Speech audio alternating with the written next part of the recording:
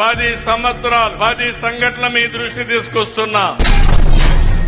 వివేక హత్య, వివేకానంద రెడ్డి తెల్లవారితో చనిపోయాడు. సాక్షి టీవీలో వచ్చింది గుండెపోటు. నేను కూడా నమ్మా. నెక్స్ట్ డే చూస్తే నా చేతిలోనే కత్తి పెట్టి నేనే చంపానని చూపించారు. ఆ తర్వాత ఏం జరిగిందో మనమే చూస్తున్నాం. అంటే ఒక తప్పుడు పని చేసి తప్పుడు ప్రచారం చేసి రాజకీయ లబ్ధి పొందిన వాళ్ళు రాజకీయాలకు అర్హులా అని చెప్పి ఆలోచించండి.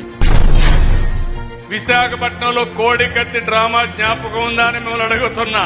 ఆ కోడికత్తి మీ జిల్లా వాడి పొడిచిన వ్యక్తి కూడా ఆ కోడికత్తి డ్రామా ఆడి నేనేదో అతనితో మాట్లాడి నేను చేయించానని చెప్పి మాట్లాడే పరిస్థితికి వచ్చారు. అది ఒక మిస్టరీగా, అది ఒక డ్రామాగా తయారైపోయింది.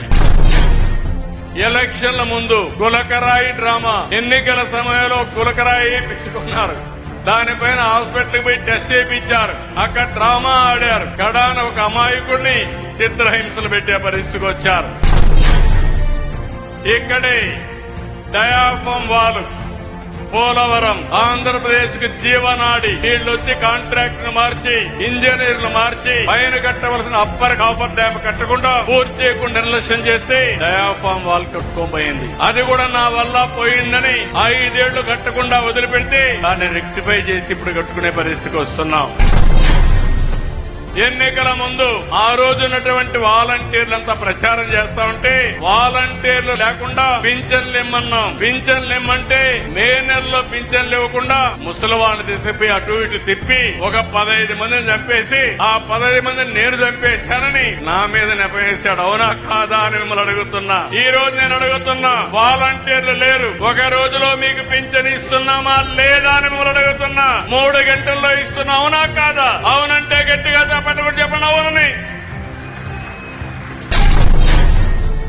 ఈ భూతం మళ్ళా పైకి వస్తా ఉంది. మొన్న సింగయ్య మీరు చూసుంటారు, అందరూ వెళ్లారు. వెళితే వీళ్ళు ఇష్ట ప్రకారం తొక్కించుకుంటూ పోతే ఒక అతను వాళ్ళ కార్యకర్త కారు కింద పడ్డాడు. కారు కింద పడితే మీరు ఏం చేస్తారని అడుగుతున్నా. మిమ్మల్ని ముందు కాపాడతారా లేదా అని మిమ్మల్ని అడుగుతున్నా. తీసి పొదల్లో బారేశారు. ఆ మనిషి సావు బతుకుల్లో ఉంటే అంబులెన్స్ వచ్చి తీసుకుపోతే అక్కడ వీడియో ఏమీ లేకుండా చేసి కడాన అతను చనిపోయిన తర్వాత ఆ వీడియో బయట వస్తే ఆ వీడియో బయట వచ్చిన తర్వాత ఆయన భార్యను పిలిపించి బెదిరించి ప్రలో పెట్టి అంబులెన్స్ వాళ్ళు చంపేశారని చెప్పి అంటారు. ఇలాంటి వ్యక్తిని ఏమనాలని అడుగుతున్నా.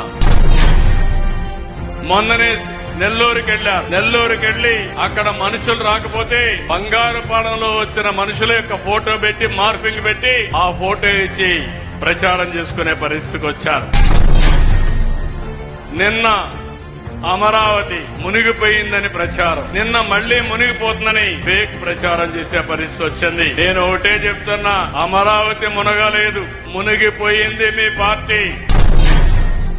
మొన్నటి వరకు అమరావతికి డబ్బు ఇవ్వద్దని అందరికీ లెటర్లు పెట్టి ఇది అమరావతి రోజు జరుగుతుంది, గవర్నమెంట్ ఆఫ్ ఇండియా 15,000 కోట్ల రూపాయలు డబ్బులు శాంక్షన్ చేస్తే నిధులు లేకుండా అడ్డం పడ్డారు.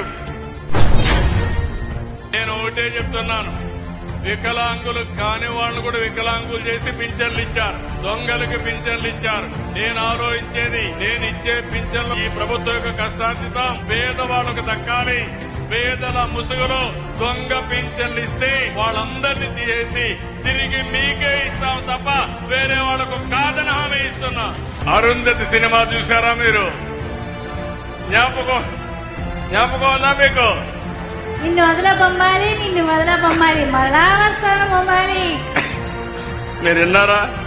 నిన్ను వదలనంటా ఉంది. అలాంటి అరుంధతిలో పోతమ్మ మళ్లీ మీరు చూస్తే ఈ భూతం మళ్ళా పైకి వస్తా ఉంది. నేను చెప్పిన 10 సంఘటనలు మీరు ఇంట్లో కూర్చొని బేరే చేయండి. ప్రతిరోజు ఇదే పని, ప్రతిరోజు విష ప్రచారం, రాష్ట్ర ప్రతిష్ట దెబ్బతీసే విధంగా ముందుకు పోతున్నారు. అందుకే మీ అందరినీ కోరుతున్నా, ఈ రోజు వాళ్లకు బుద్ధి చెప్పతామని గట్టిగా మీరందరూ కూడా హర్షాన్ని ఆమోదాన్ని తెలియజేయాల్సిన అవసరం ఉంది.